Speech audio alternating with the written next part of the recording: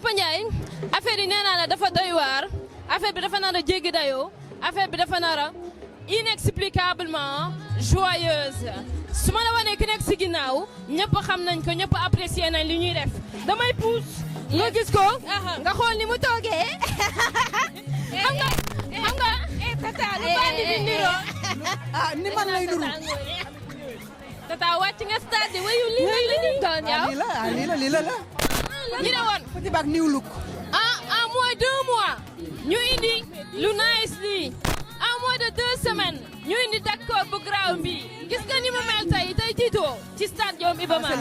c'est le petit bal new look nag. ndeysaan xam nga lu ci gën a graaw man dama doon woon scène bi bëgg yéeg mais xaw ma fu ñuy jaar. mais scène bi dafa rëy. dafa graaw mais kon xale yi nan lañ mën a fan lañ nar a duggee fii. dafa nar a toj ak lumière yi xaar ba mu xaw a sombre tuuti nag. waaw wallaay. spectacle bi ñu soxla maanaam. 4 heures de spectacle non stop. 4 heures de spectacle non stop.